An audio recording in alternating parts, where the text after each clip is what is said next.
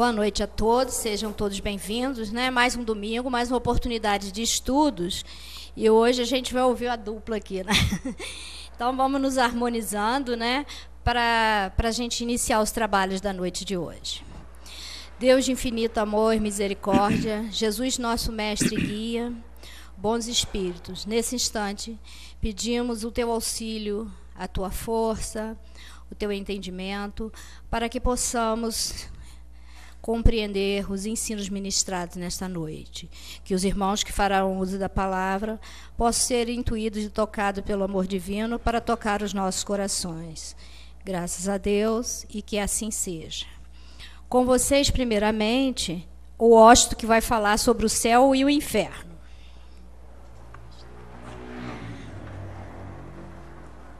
Boa noite a todos. Uma noite muito linda, sucedendo um dia que fez hoje de sol, né? Sol e um vento fresco, muito agradável nesse dia. Um dia realmente feliz. E agora sucedendo uma noite também que seja uma boa noite. E o nosso estudo, o nosso exercício, as nossas reflexões que nós fazemos no Centro Espírita, sempre busca esse entendimento, essa compreensão nas obras fundamentais da doutrina espírita. E o Livro dos Espíritos, que é uma obra fundamental, a qual a gente desenvolve, entende, compreende, aborda de maneira crítica, de maneira objetiva e sistemática para entender as situações, a razão da vida e de tudo que dela do entorno dela que se coloca para a nossa vida, nós estudamos cada vez mais com mais afinco e entendimento. E vemos que à medida que nós vamos estudando, entendendo e compreendendo essa doutrina, nós vamos nos atualizando a nossa visão de mundo, a nossa visão do nosso sentimento, da nossa compreensão, da nossa moral. E esse entendimento é importantíssimo para o nosso crescimento. E esse crescimento é contínuo, é diário, é dia e noite, diuturnamente. Estejamos encarnados, como agora estamos, ou estejamos no mundo espiritual. E no tema dessa noite, nós vamos fazer uma abordagem no 4º livro da doutrina espírita. Porque o livro dos Espíritos, ele é dividido em 4 livros. O volume do Livro dos Espíritos é dividido em 4 livros, em que o primeiro fala das causas primeiras. Depois o segundo fala do mundo espiritual e dos espíritos. O terceiro livro fala das leis morais. E o 4º livro, ao qual nós iremos hoje abordar e desenvolver, é o livro 4º que fala sobre das esperanças e consolações. E esse livro é bastante interessante porque nós vamos ver lá no 4º livro, da Penas e Gozo Terreno, 2 questões. E depois vamos ver 2 questões também, penas e gozos futuros, para podermos entender e compreender mais à frente a segunda parte. Kardec pergunta aos espíritos, na questão 920, o homem pode gozar na terra uma felicidade completa? Não, pois a vida lhe foi dada como prova ou expiação, mas dele depende abrandar os seus males e ser tão feliz quanto se pôde ser na terra. 921. Concebe-se que o homem seja feliz na terra quando a humanidade estiver transformada? Mas enquanto isso não se verifica, pode cada um gozar de uma felicidade relativa? Os espíritos respondem: o homem é, na maioria das vezes, o artífice de sua própria infelicidade. Praticando a lei de Deus, ele pode poupar-se a muitos males e gozar de uma felicidade tão grande quanto o comporta a sua existência no plano grosseiro, ou seja, no plano material. O quanto de realização ele pode ser. E tem aqui um ponto desenvolvendo essa questão aqui. O homem bem compenetrado do seu destino futuro não vê na existência corpórea mais do que uma rápida passagem e como uma parada momentânea numa hospedaria precária. Ele se consola facilmente de alguns aborrecimentos passageiros, numa viagem que deve conduzi-lo a uma situação tanto melhor quanto mais atenciosamente tenha feito os seus preparativos para ela. Somos punidos nesta vida pelas infrações que cometemos às leis da existência corpórea, pelos próprios males decorrentes dessas infrações e pelos nossos próprios excessos. Se remontarmos pouco a pouco à origem do que clamam infelicidades terrenas, veremos a estas na sua maioria, como a consequência de um primeiro desvio do caminho certo. Em virtude desse desvio inicial, entramos no mau caminho e, em consequência, caímos, afinal, na desgraça. Observamos nessas duas questões, as penas e gozos terrenos, que tudo depende de nós e que a felicidade é relativa ao nosso estado evolutivo, relativa aos nossos interesses, às nossas ambições, ao nosso senso individual, ao nosso senso comum e coletivo. E à medida que nós vamos decidindo no processo, fazendo nossas escolhas, a nossa felicidade será relativa a isso, na medida do nosso esforço, do nosso entendimento, da nossa compreensão. Nisso se dá a questão de provas e expiações, um tema que a gente vem desenvolvendo e cada vez mais a gente vai entendendo e complementando ele para o nosso entendimento do dia a dia, um desenvolvimento materializado no dia a dia das nossas ações. Então observamos aqui que os gozos terrenos estão na matéria, nós podemos usufruir, mas também tem os valores espirituais com os quais nós devemos sempre equilibrar e tê-los também sempre em mente e em nossas ações, de maneira a equilibrar, porque nós somos seres espirituais. Estamos no corpo material denso para utilizar e desenvolver a nossa inteligência, a nossa capacidade de idealizar as coisas e ela materializar as nossas invenções, os nossos inventos, as nossas cidades, os nossos lares, as nossas casas, os nossos objetos que utilizamos, tudo isso. Nós pensamos primeiro, idealizamos e depois concretizamos através da modificação do trabalho na matéria. Mas isso depende de vários pontos de interesse nosso, que nós vamos crescendo, entendendo como se relacionar com isso. Que uma coisa é a gente ter um objeto do qual nós necessitamos, outra coisa é a forma que nós nos relacionamos com isso, de tal forma que nós devemos sempre utilizar como uma utilidade para o nosso crescimento, não de uma forma a nos tolir a capacidade e ficarmos embotados, arregados àquela matéria, aquele ponto ali, como aquilo é meu, não é de ninguém, é assim que tem que ser, é dessa forma, e eu tenho a posse desse objeto. Então não deva ser assim. E nessa compreensão nós vemos que a felicidade realmente ela é relativa. Relativa ao quê? Ao nosso desenvolvimento, ao nosso aprimoramento, com o qual nós temos no exato momento em que estamos utilizando, relacionando com a matéria. E caminhando mais à frente, nós vamos ver lá na questão 960 e 961, penas e gozos futuros. Vamos dar um salto aqui, nesse quarto livro da doutrina espírita, na questão 196. De onde procede a crença que se encontra em todos os povos nas penas e recompensas futuras? É sempre a mesma coisa, pressentimento da realidade, dado ao homem pelo seu espírito. Porque ficais sabendo, não é em vão que uma voz interior vos fala e vosso mal está em não escutá-la sempre. Se pensasseis bem nisso, com a devida frequência, vos tornaríeis melhores. Então essa crença no futuro e alguma coisa, isso já está íntimo em nós. Só que pela nossa ainda ignorância, nossos apegos às coisas do mundo, nós achamos muito limitado e fazemos ligações com coisas muito que se perde com o tempo, coisas perecíveis. E continuando, 961. No momento da morte, qual o sentimento que domina a maioria dos homens? A dúvida, o medo ou a esperança? A dúvida para os céticos, endurecidos. O medo para os culpados. A esperança para os homens de bem. Então vemos 3 situações aqui. E essas 3 situações, como será o futuro, tudo dependendo da forma como nós agimos, como nós vivemos, como nós sentimos no mundo, na nossa existência. E é interessante que essa existência, seja a existência aqui encarnados, como estamos agora, seja no mundo espiritual desencarnado.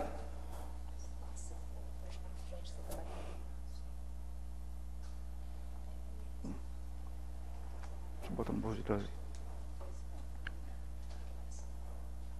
Então, essa relação, essas 3 situações, ela se dá nos nossos atos, a forma como nós agimos. E na forma como nós agimos, as penas e gozos terrenos e gozos futuros, tem tudo a ver com como nós iremos chegar, como iremos fazer o nosso retorno ao mundo espiritual. E nessa parte é que nós começamos a adentrar no céu e inferno. No Céu e Inferno, Kardec faz uma abordagem muito interessante, porque 8 anos depois de ele lançar o Livro dos Espíritos, em 1857, ele relaciona todas as situações e informações que até então vinha colhendo das informações de vários espíritos, né, através de vários médios, e relaciona isso aí e vai e edita o livro O Céu e o Inferno, trazendo essa parte das esperanças e consolações, para que possamos entender. E Kardec, com a forma que ele tem objetiva, com a sua sabedoria, lucidez e clareza, ele traz e relaciona isso para o nosso entendimento. Porque nós, no nosso íntimo, nós sempre acreditamos numa vida futura, em algo além do nosso plano Terra. Só não sabíamos, pela nossa ignorância, como era. E nós, sem saber como era realmente essa realidade, nós desenhávamos de acordo com a nossa cultura, com a nossa região, com os nossos interesses, com a nossa concepção de vida, identidade. Mas à medida que chega a doutrina espírita e traz à tona todo esse desvencilhamento do universo, e a ciência também evolui, mostrando que o céu não tem um limite, que o universo está se expandindo, que não estamos nós numa abóbada celeste em que as estrelas estão paradas e estáticas, e que tudo gira em torno do nosso querido planeta Terra. A ciência vem desmoronando isso tudo e mostra que é diferente. Isso amplia a nossa concepção, isso abre, descortina o véu que nos encobria e nos faz entender cada vez mais que o nosso quintal, que o quintal de Deus, não é só aqui o quintal do planeta Terra. Ele vai muito, muito, muito mais além.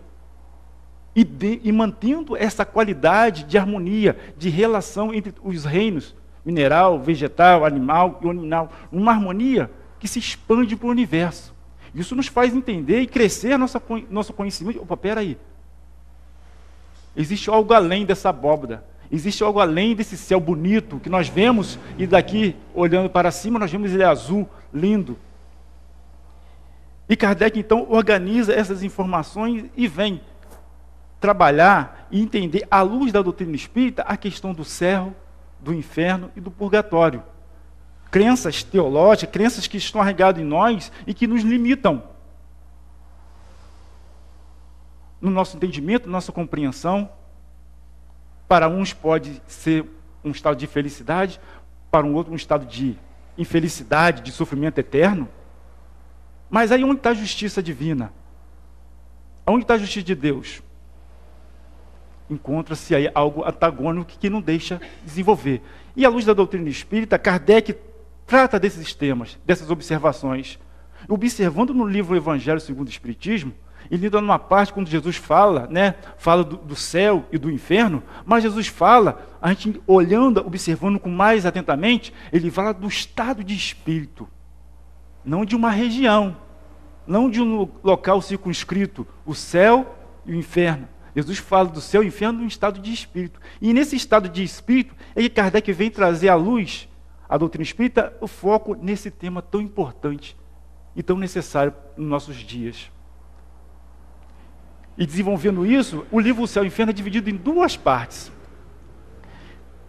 Interessante, as duas partes. Na primeira parte, Kardec faz um exame comparado das diversas crenças sobre o céu e o inferno. Porque a crença sobre o céu e o inferno, em todas as religiões, em várias doutrinas, tem um entendimento diferente. Existe uma quantidade de céu diferente, existe todo um contexto diferente, simbólico, em várias culturas. Então Kardec vem tratar desse entendimento, à luz da doutrina espírita, como isso se dá realmente. E tem o dogma das penas da vida futura e eternas, mostrando que o sofrimento eterno, aquele que errou, não será tão eterno como se pensa. Assim como nós, numa noite de dor no corpo, a noite parece longa. Não parece uma noite de 12 horas.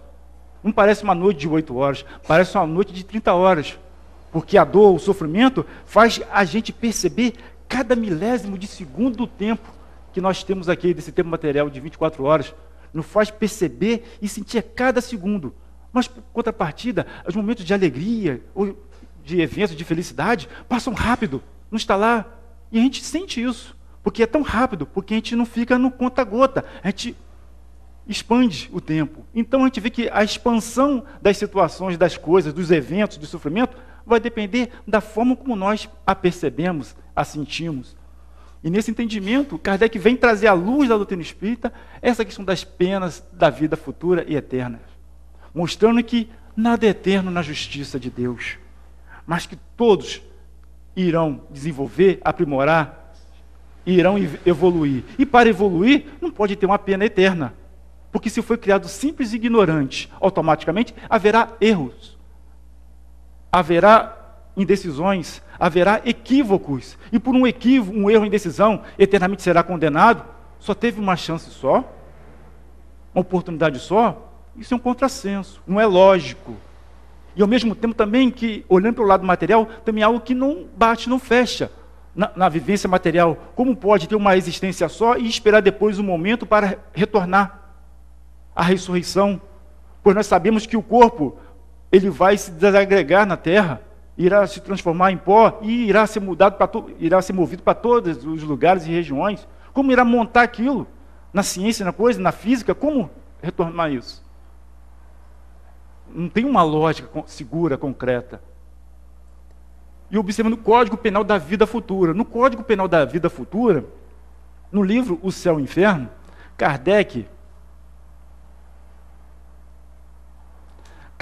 aqui, ele relata 33 códigos, 33 artigos que ele elabora e coloca ali, como é a percepção do espírito após a morte. Qual é a sua sensação? O que ele encontra? Qual é o seu estado? Como ele fica? Então, Kardec relata 33 artigos falando sobre isso, de maneira a fazer-nos entender por que a sua situação que ele se encontra, as suas dores, os seus sofrimentos, por que ele ocorre, as suas alegrias e felicidades, qual o estado que ele se encontra e por que existe esse estado, em que região de sentimento ele tem que trabalhar e desenvolver isso. Então, observamos nesse livro, O Céu e o Inferno, um trabalho magnífico que Kardec nos traz à tona para entender e compreender. Ele nos traz a questão de, desmistificando a ideia de regionalização do céu. Não existe um lugar circunscrito em que nós, fazendo bem, vamos ficar ali, um lugar circunscrito, esperando um momento para ir para outros lugares. Não ficaremos num lugar abaixo ou em cima, pois no céu não existe alto nem baixo. Se antes existia o alto e embaixo, não existe mais o alto e baixo. Mas não tem uma região onde fica aqueles que fizeram errado e ficam ali. Não existe um lugar circunscrito. Nós temos aqui no mundo material regiões circunscritas. Vivemos num mundo materializado, e tem regiões circunscritas, divididas por oceanos, por montanhas, por deserto, por florestas e tudo mais, nesse processo. Mas aqui desmistifica isso. Os espíritos se unem por afinidade de pensamento. Kardec trata desse assunto aqui, relatando que nós, após o passamento, as situações dessa passagem, a questão do retorno ao mundo espiritual, da morte, e ele desmistifica aonde que nós estamos. Nós vamos estar num conjunto de pessoas que nós temos ligação. Por quê? Pela nossa afinidade de pensamento. É a afinidade de pensamento que nos liga em locais e regiões. E é pela afinidade de pensamento com o quê? Com como a gente se sente e como a gente é. Porque quando a gente desencarna, retorna ao mundo espiritual, nós nos tornamos melhores do que éramos enquanto estamos encarnados. Não nos tornamos santos, ou senhores e sabedores de tudo, do futuro e do passado. Nós somos nós mesmos, com as nossas capacidades intelectual, moral, mas só que nós, pela nossa incompreensão e ligação com as coisas da vida, que acabáramos de deixar, e por um longo tempo ainda ligado, a nossa percepção e entendimento ainda se encontra embotado de aspectos materiais, mas em contrapartida que nós somos espíritos, estamos no mundo espiritual. Não estamos mais utilizando de um corpo físico para lidar com a matéria, mas ainda sentimos necessidade, sentimos situações e situações de relacionamento com o mundo material, em função do nosso grau de entendimento e compreensão e relação que nós tínhamos enquanto encarnado com as coisas da vida, do mundo.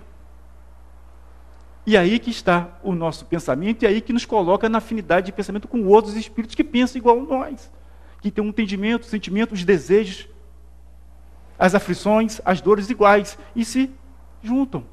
E se juntam e criam um contexto todo para poder expressar aquilo que está sentindo. Sendo que isso é uma expressão que pode até, num relato, dizer: eu sinto fome, eu sinto frio, eu sinto dor. dor, eu sinto sede.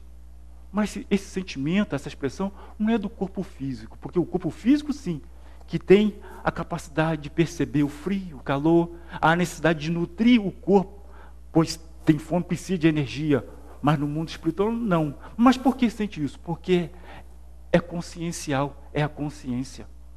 É a consciência do indivíduo, é a consciência daquela alma que tem a sua individualidade conservada após o desenlace, após o desencarne, retornando ao mundo espiritual, é a consciência. É a consciência que traz esses reflexos de necessidade, de comida, a dor que sente, é consciencial em função de quê?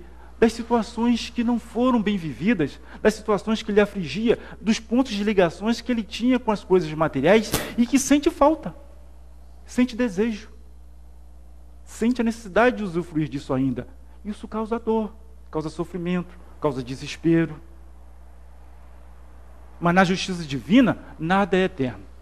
Tudo tem transformação.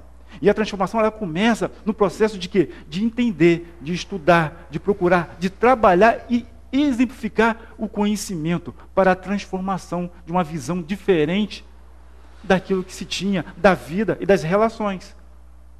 Na medida que nós vamos entendendo e compreendendo esse mundo espiritual, mas não só entender esse mundo, mas como ele se desdobra, se descortina para nós, e como nós podemos nos sair cada vez melhor e entender melhor o que nos aflige, o que está acontecendo conosco. Seja agora, nós aqui ainda estamos encarnados no processo de entender e compreender isso e aprimorar na nossa caminhada, aqueles que se encontram desencarnados também têm a oportunidade de estudar, de aprender também no mundo espiritual essas informações, essas situações, esses contextos, para por fim a uma fase da sua dor, do seu sofrimento, ao remorso que bate-lhe a sua consciência e que precisa ser tratado para um novo recomeço, uma nova folha, uma nova página a ser virada para desenvolver, para desempenhar. E a importância disso, nesse processo, é compreender o quanto nós podemos desenvolver a nossa capacidade. Como acabamos de ler aqui no livro dos Espíritos, na pergunta 961, no momento da morte, qual o sentimento que domina a maioria dos homens? A dúvida, o medo ou a esperança? A dúvida para os céticos, endurecidos, o medo para os culpados, a esperança para os homens de bem. E quando fala a esperança para os homens de bem, o que é um homem de bem? Aquele que pratica ali de justiça, amor e caridade, na medida do seu esforço, da sua vontade, da sua intenção. Porque nisso ele procura manter seu pensamento, os seus atos, suas ideias, e tudo aquilo que ele vivencia de maneira justa, correta e harmônica, ao qual ele tem o benefício. Porque na lei de causa e efeito, muitas das nossas aflições, das nossas expiações, é em decorrência, nós somos o artífice da causa. Não por uma força de Deus que está me castigando, não, pela nossa causa, porque nós somos reencarnacionistas. Acreditamos que num processo de educação, de aprimoramento, desde o momento que somos criados simples e ignorantes, nós vemos num processo de desenvolvimento, de vida após vida, existência após existência, tendo múltiplas e várias oportunidades de encarnar, de estar em contato com vários espíritos e com várias situações de nossa existência, e em várias regiões da nossa existência material. E para isso é que existe e que a gente sente a justiça divina. São muitas chances. E essas oportunidades, elas são eternas. A dor, o sofrimento não é eterno, mas as oportunidades que Deus nos dá a todos nós, ela é eterna. Ela é infinita. Porque todos nós estamos fadados à perfeição. E nesse processo, as oportunidades surgem. E no livro primeiro, aqui então, nós temos 11 capítulos desenvolvendo na primeira parte, que aí Kardec disser vários assuntos como o porvir e o nada, o temor da morte, o céu, o inferno, o purgatório, a doutrina das penas eternas, as penas futuras segundo o Espiritismo, os anjos, os demônios, intervenção dos demônios nas modernas manifestações, compreendendo de maneira crítica, a observarmos essas evocações, esses demônios, que nada são do que espíritos.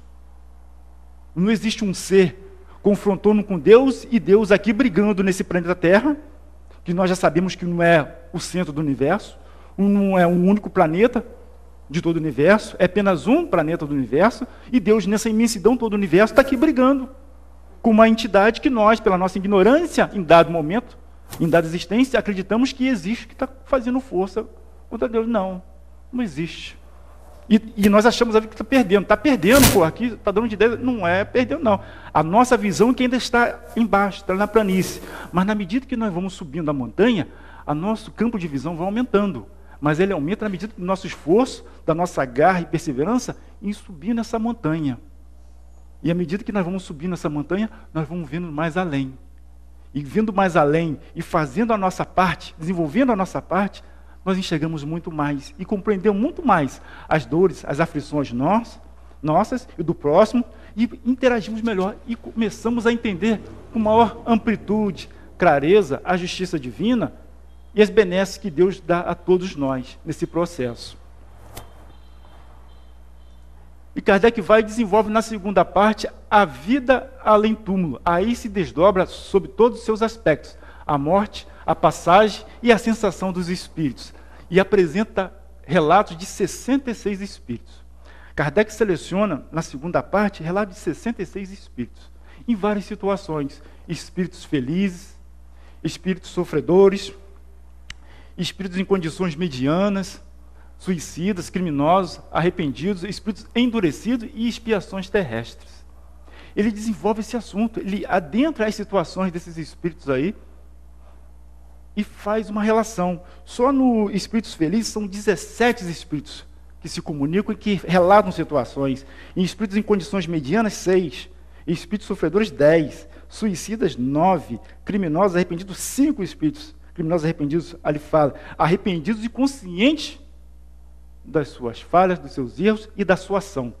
É desenvolvido. Espíritos endurecidos e expiações terrestres, 14 relatam expiações terrestres. Então ele desenvolve isso aí, esse trabalho, e fala a relação dele. Mas a relação dessas comunicações à luz da doutrina espírita, para poder interpretar, entender e compreender. Porque cada um desses relatos, ele sente e tem percepções, tem situações e percepções, ainda enquanto estivesse encarnado.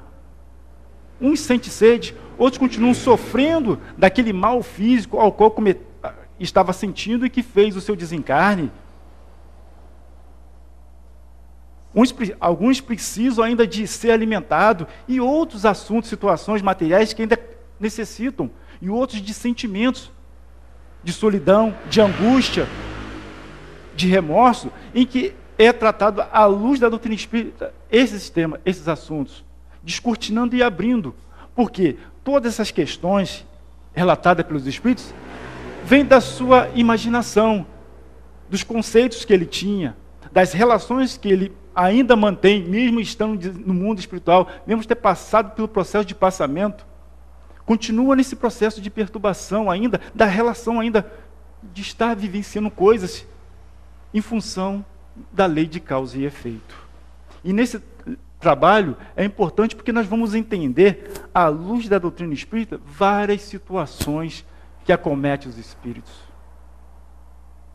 Mas que a sua imaginação, a sua ignorância e incompreensão do que ele passa nessa fase, nesse retorno ao mundo espiritual, esse embaraço que ele sente e não sabe como sair dessa situação, acha que não tem fim, vem a doutrina e esclarece, desenvolve, lhe mostra o que ele passa, o que ele está sentindo, por que está sentindo e quais os meios de sair dessa situação, através do seu esforço, através da sua própria vontade, ao qual chegará a ajuda. Como diz o Mestre Jesus, buscai e achareis, pedi e obtereis. E isto não é só no mundo material ao qual nós estamos agora inseridos, também no mundo espiritual. Pedi e obtereis. E tudo isso nos traz um bom entendimento, uma boa compreensão de que devemos entender e compreender mais a doutrina espírita. Estudar mais, para podermos ter boa compreensão dos fatos que nos acometem.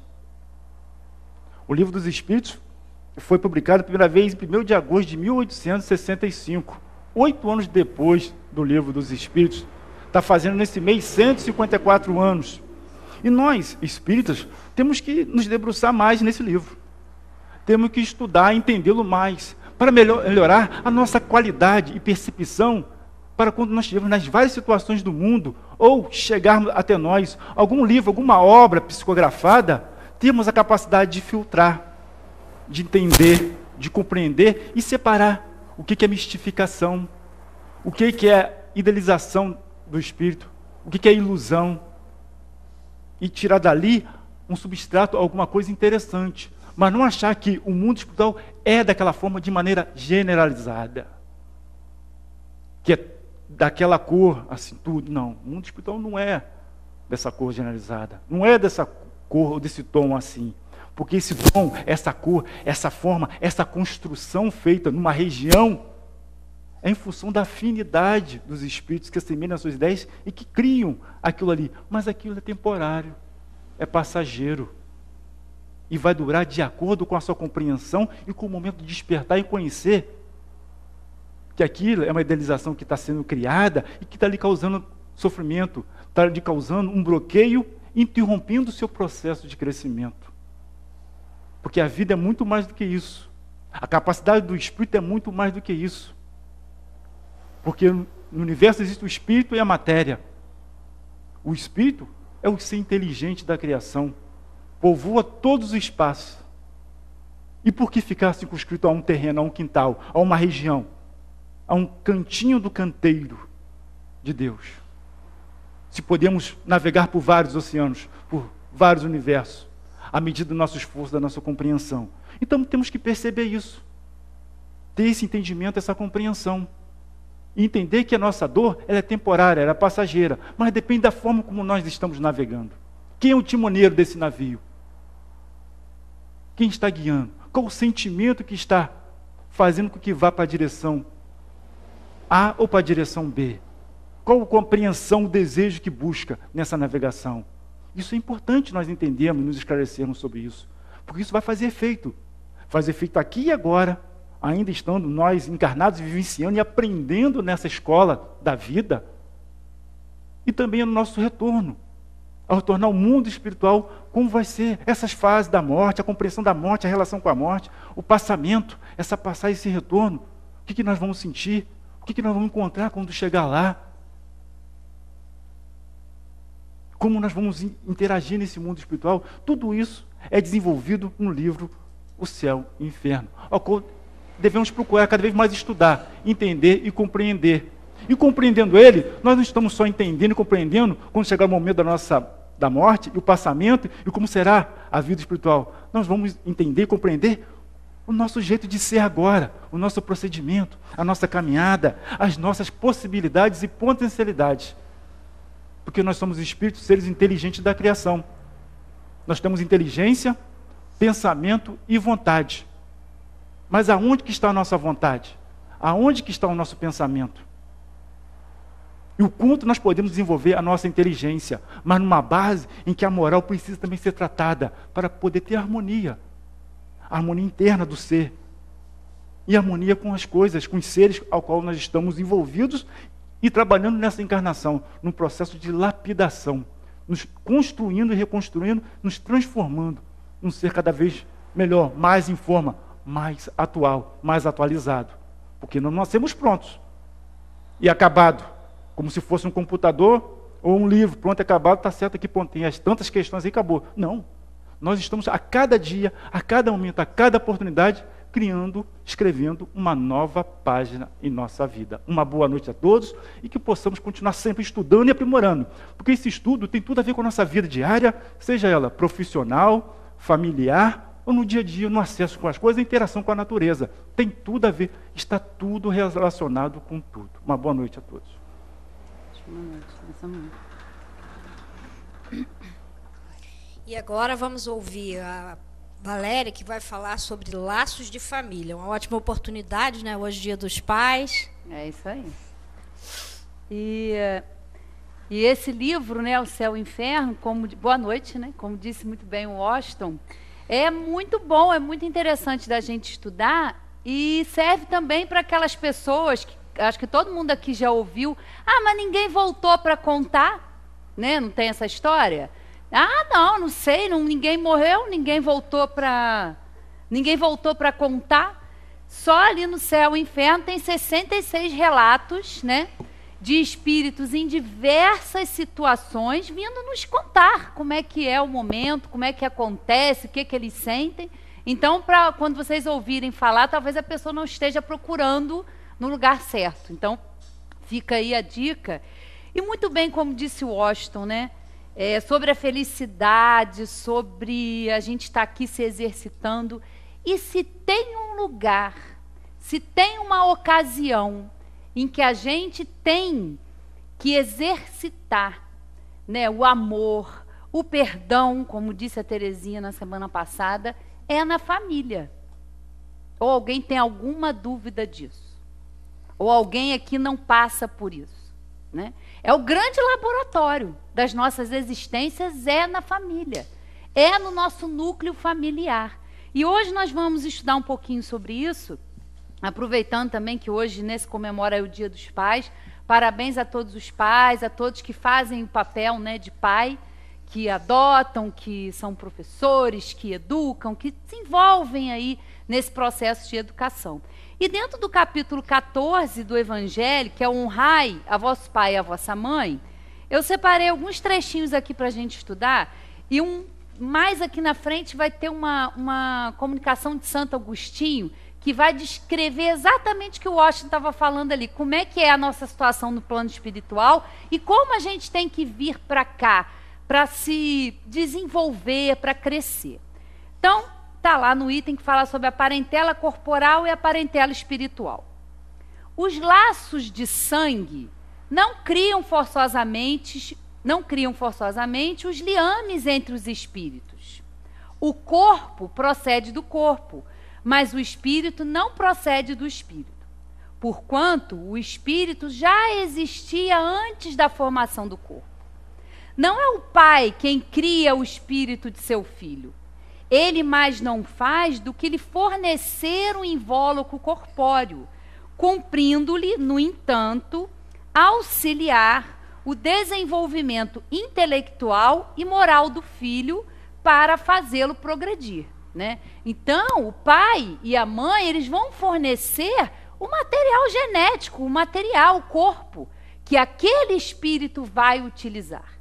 Por isso que há nas famílias, às vezes, pais extremamente amorosos, cuidadosos, com filhos ingratos, com filhos que não reconhecem, ou vice-versa, com pais totalmente irresponsáveis e aquele filho se desenvolve, cresce. Por quê?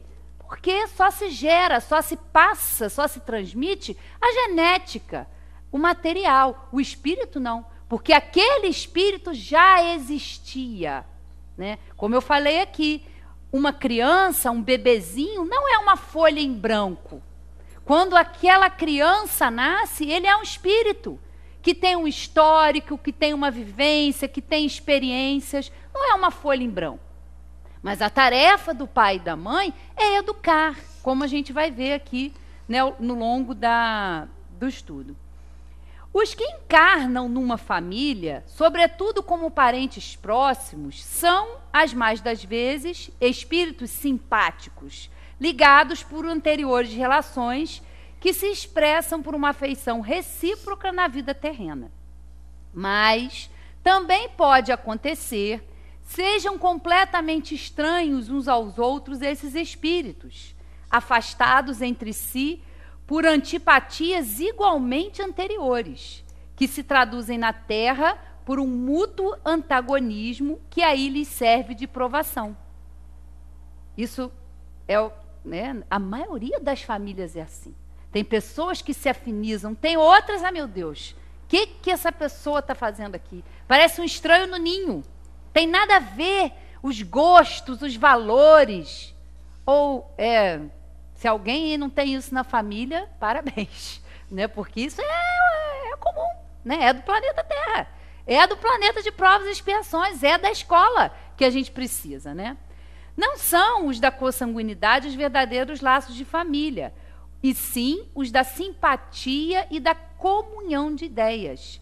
os quais prendem os espíritos antes, durante e depois de suas encarnações. Há, pois, duas espécies de famílias: as famílias pelos laços espirituais e as famílias pelos laços corporais. Duráveis as primeiras, se fortalecem pela purificação e se perpetuam no mundo dos espíritos, através das várias migrações da alma. As segundas, frágeis como a matéria, se extinguem com o tempo e muitas vezes se dissolvem moralmente já na existência atual. Isso também acontece, né? Às vezes a gente vem numa família, encarna numa família e chega e convive com aquelas pessoas até um determinado momento. E depois nós seguimos um caminho e aquela família segue outro. Porque os laços que tinham um propósito não tem mais por que existirem. Então eles vão deixar de existir, né? Aquela pessoa que você não vê. Isso acaba acontecendo de uma forma natural, porque como a gente vê aqui, né? As famílias espirituais, elas se fortalecem pelo pensamento, pelos laços verdadeiros. E às vezes são só laços materiais. Às vezes tem uma configuração familiar que é só para aqueles espíritos estarem reunidos, mas depois acaba que cada um segue um caminho, né? E não há injustiça, não há maldade, não. Simplesmente se mudam, né? Os valores, as pessoas querem buscar, se mudam, se separam, né? Isso acontece. E aí vem uma outra parte aqui, que é fantástica, que é uma comunicação bem extensa até de Santo Agostinho, que a gente só vai ler alguns trechinhos, que vai falar da ingratidão dos filhos e dos laços de família. E isso, para nós aqui, espíritos encarnados, toca muito fundo no nosso coração, né? Todos nós temos essa oportunidade de amar, de perdoar dentro do nosso núcleo familiar. E como é que as coisas acontecem, né? Vamos ver. A ingratidão é um dos frutos mais diretos do egoísmo. Revolta sempre os corações honestos. Mas a dos filhos para com os pais apresenta caráter ainda mais odioso. É, em particular, desse ponto de vista que a vamos considerar para lhe analisar as causas e os efeitos. Também nesse caso, como em todos os outros, o Espiritismo projeta a luz sobre um dos grandes problemas do coração humano, né? E a gente sabe como é. A gente está cercado de pessoas que têm essa dificuldade no trato com a família, seja com o pai, seja com a mãe, seja com o irmão, e ainda às vezes complica mais um pouquinho, que aí tem uma hora que chegam os agregados, né? Cunhados, e aí a coisa só vai crescendo, né? A gente tem isso, né? E vamos lá, olha o desenrolar dessa situação. Ó, quando deixa a Terra, o espírito, como disse o Washington, né? Quando o espírito desencarna, ele não sabe tudo. Não, nós levamos conosco, né? As paixões ou as virtudes que são inerentes à nossa natureza. E nos aperfeiçoamos no espaço, ou permanecemos estacionários até que o espírito deseje receber a luz. Que a luz, ela existe, mas a gente também tem que fazer um movimento de querer receber a luz, de querer receber ajuda, de querer receber esclarecimento. Porque se a gente não quiser, a gente não sai do lugar, a gente fica estacionário. Muitos, portanto, se vão cheios de ódios violentos e de insaciados desejos de vingança. Há alguns dentre eles, porém, mais adiantados do que os outros, é dado entrevejam uma partícula da verdade. Apreciam, então, as funestas consequências de suas paixões e são induzidos a tomar resoluções boas. Compreendem que, para chegarem a Deus, uma só é a senha: caridade. Ora, não há caridade sem esquecimento dos ultrajes e das injúrias. Não há caridade sem perdão, nem com o coração tomado de ódio, né? É como aqui nessa pilastra, que hoje a gente não consegue ver, mas está escrito aqui, ó, fora da caridade não há salvação. É fora da indulgência que não há salvação. É fora do perdão que não há salvação. Né? E a gente tem que aprender a trabalhar essas virtudes dentro de nós, que a gente sabe que não é fácil. Porque a nossa convivência, às vezes, nos traz tristezas, decepções, amarguras. E precisamos trabalhar isso em nosso espírito, não é? Então, mediante inaudito esforço, conseguem tais espíritos observar os que a quem eles odiaram na terra.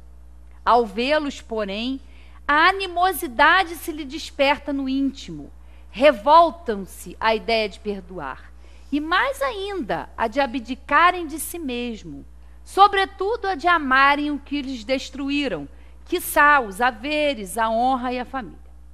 Entretanto, abalado fica o coração desses infelizes. Eles hesitam, vacilos, agitados por sentimentos contrários. Se predomina a boa resolução, oram a Deus, imploram aos bons espíritos que lhes deem forças no momento mais decisivo da prova. Né? Isso tudo vai se dando no plano espiritual, antes de nós reencarnarmos. Por fim, após anos de meditações e preces, o espírito se aproveita de um corpo em preparo na família daquele a quem detestou e pede aos espíritos incumbidos de transmitir às ordens superiores permissão para ir preencher na terra os destinos daquele corpo que acaba de formar-se. Né?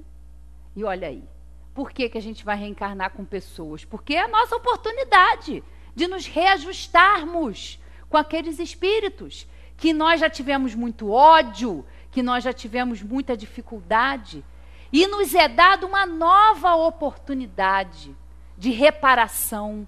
Por isso essas antipatias e simpatias e antipatias que a gente tem. Às vezes irmãos que se odeiam e que às vezes convivem até um período da encarnação e de repente aquele ódio aflora. Mãe com filho, pai com filho.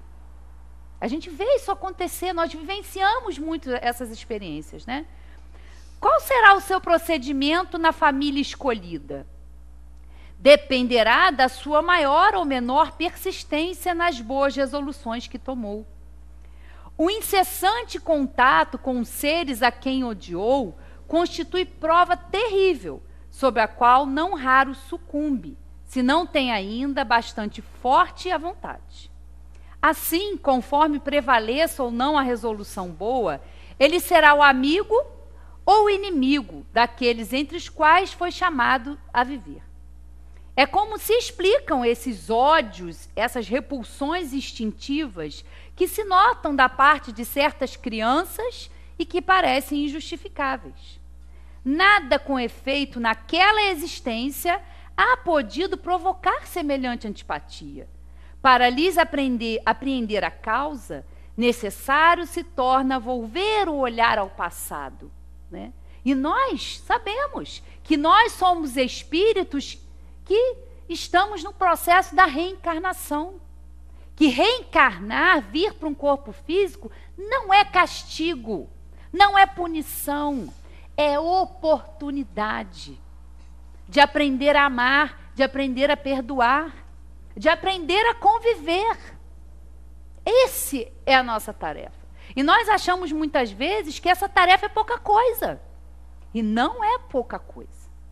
Né? Cada um de nós sabe o esforço que tem que fazer, né? O sacrifício, muitas vezes, de ter que lidar com um ente querido que a gente ama. Às vezes a mãe está ali com uma dificuldade enorme com aquele bebê nos seus braços, desenvolve uma rejeição. Por quê? Porque ela sabe no seu íntimo que ali está, muitas vezes, um inimigo. Mas que só o amor pode resolver essa situação. Só o amor cobre uma multidão de pecados, né? Ó espíritas, compreendei agora o grande papel da humanidade. compreendei que quando produzis um corpo, a alma que nele encarna vem do espaço para progredir. Inteirai-vos dos vossos deveres e ponde todo o vosso amor em aproximar de Deus essa alma. Tal a missão que vos está confiada e cuja recompensa recebereis, se fielmente a cumprirdes.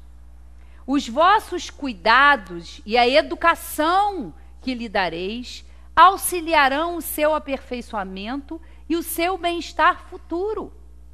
Lembrai-vos de que a cada pai e a cada mãe perguntará a Deus: que fizeste do filho confiado à vossa guarda? Olha a responsabilidade que é, não é? Porque muitas pessoas são irresponsáveis às vezes, em questão de ter filho. Ter filho é fácil. Educar é outra história. Você está recebendo uma alma que tem a ver com você, que tem compromisso, e cabe a você, através do amor, através da educação, através do limite, que hoje é uma coisa muito complicada, porque é muito comum a gente observar nas famílias essa dificuldade que às vezes os pais têm em dizer não, em dar um limite àquela criança, né? Não percebendo ali, às vezes, coisas que são características daquele espírito e que precisam ser trabalhadas naquele espírito, né? Que fizeste do filho confiado à vossa guarda? Deus vai perguntar. Se por culpa vossa ele se conservou atrasado, tereis como castigo vê-los entre os espíritos sofredores, quando de vós dependia que fosse ditoso. Então, vós mesmos, assediados de remorsos, pedireis vos seja concedido reparar a vossa falta. Solicitareis para vós e para ele outra encarnação, em que o cerqueis de melhores cuidados, e em que ele, cheio de reconhecimento, vos retribuirá com seu amor, né? A justiça divina, muitas vezes, né? Porque a gente também, quando a gente fala isso aqui, a gente também não pode, né? Porque eu falo como filha, né? Na visão de filha, nós às vezes criamos tantas expectativas e achamos que os nossos pais são super-heróis, né? Sabem tudo, podem nos ajudar em tudo. Mas nós não podemos nos esquecer que eles também são espíritos que estão também se desenvolvendo nessa tarefa de amor. Pai e mãe não é perfeito. E nós, entendendo e ouvindo aqui sobre a piedade filial, também temos que ressignificar, que olhar para eles de uma outra forma. Porque só assim nós vamos conseguir ter empatia, perdoar certas atitudes, certas coisas que nos ferem, que nos magoam, porque eles também não sabem tudo. Hoje nós estamos na condição de filhos, amanhã seremos pais, né? Temos que ter esse olhar de amor também. Eles não são super-heróis, eles também não vão fazer tudo certo. Eles também são espíritos que estão se desenvolvendo, né? A cada um é dado uma oportunidade, né? A tarefa não é tão difícil quanto vos possa parecer. Não exige o saber do mundo. Podem desempenhá-la assim o ignorante como o sábio. E o espiritismo lhe facilita o desempenho, dando a conhecer a causa das imperfeições da alma humana. Olha que coisa importante, ó. Desde pequenina, a criança manifesta os instintos bons ou maus que traz na sua existência anterior. Né? Como eu disse, não são folhinhas em branco. São espíritos com uma história, que já tem uma jornada, que já tem experiências. Né? Ao estudá-lo, devem os pais aplicar-se. Todos os males se originam do egoísmo e do orgulho.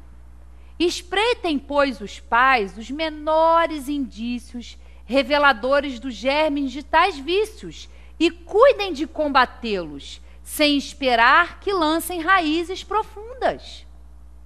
A gente vê, gente, e essa Meninada de hoje aí, essas crianças que já estão vindo, são espertas, são altamente inteligentes, lidam com tecnologia, mas precisam também de observação, precisam também de limites, precisam ser orientadas moralmente. Porque não adianta a gente ser inteligente e não ter moral, né? Por isso é tão importante o limite, o não, né? Observar essas coisas, essas tendências que a criança já manifesta muito pequenininha, né? Façam como o bom jardineiro, que corta os rebentos defeituosos à medida que os vê apontar na árvore. Se deixarem se desenvolvam o egoísmo e o orgulho, não se espantem de serem mais tarde pagos com ingratidão. Quando os pais hão feito tudo o que devem pelo adiantamento moral de seus filhos, se não alcançam êxito, não têm de se inculpar a si mesmos e podem conservar tranquila a consciência. A amargura muito natural, que então lhes advém na improdutividade de seus esforços, Deus reserva grande e imensa consolação, na certeza de que se trata apenas de um retardamento, que concedido lhe será concluir noutra existência a obra agora começada. E que um dia o filho ingrato os recompensará com o seu amor, porque isso também acontece, né? Quantas vezes o pai e a mãe se dedicam, recebem aquele espírito, dão amor, dão educação, mas às vezes aquele espírito ainda é muito resistente, é muito refratário e não consegue absorver aqueles ensinamentos, aquele amor, aquela educação. Mas já é o papel que os pais estão fazendo. E claro que isso para um pai ou uma mãe gera um sentimento de culpa, mas eu faço tudo e eu não tive êxito. Mas não é culpa do pai e da mãe. É aquele espírito que não conseguiu ainda absorver aquela porção de amor que é oferecida a ele. Não nessa, mas nós não temos, né, uma interrupção. Nós vamos continuar existindo. E numa outra oportunidade, vamos, de novo, às vezes, nos reunirmos numa família e aquela semente de amor que foi plantada naquele espírito floresce numa outra oportunidade. Mas é necessário compreender tudo isso, né?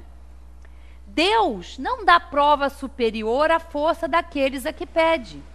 Só permite as que podem ser cumpridas. Se tal não sucede, não é que falte possibilidade. Falta a vontade. Com efeito, quantos há que, em vez de resistirem aos maus pendores, se comprazem neles? A esses fica reservado o pranto e os gemidos em existências posteriores. Admirai, no entanto, a bondade de Deus, que nunca fecha a porta ao arrependimento. Vem um dia em que ao culpado, cansado de sofrer, com o orgulho afinal abatido, Deus abre os braços para receber o filho pródigo, que se lhe lança aos pés. As provas rudes, ouvi-me bem, são quase sempre indício de um fim de sofrimento e de um aperfeiçoamento dos espíritos, quando aceitas com o pensamento em Deus, né? Então é muito importante, porque mesmo, né, nessa nossa convivência, nesse grande laboratório que nós temos, não é dado a nós o que nós não podemos suportar, né? O fardo é proporcional àquele que pode carregar. Então, diante dessas relações que nós temos na nossa família, da dificuldade que nós temos em amar, né, o nosso próximo, bem próximo, né? Porque às vezes a gente observa que com um amigo, que com um vizinho, com uma pessoa que trabalha com a gente tem tanta afinidade, a gente tem tantos valores semelhantes, a gente consegue ter uma relação de amor, que às vezes a gente não consegue ter dentro do nosso ambiente familiar. Mas é por isso, é exatamente aí, onde nós estamos plantados, que nós temos que florescer, né? E o adubo para isso é o amor, é o perdão, é a caridade, é o respeito ao limite do outro. e compreender que nós estamos todos juntos para evoluir, para crescer, nos fortalece. É doído, é chato, magoa, mas temos que aprender a lidar. Temos que aprender a ter amor pelo nosso semelhante, né? É amar a Deus sobre todas as coisas e amar ao próximo como a si mesmo. Então, que a gente aproveite essa oportunidade para trabalhar tudo isso em nós, e com certeza vale a pena. Porque muitas vezes a gente se acha injustiçado, mas quem começou essa injustiça fomos nós, né? Então, que a gente tenha esse olhar, né, de piedade, e aproveite a oportunidade de exercitar o amor.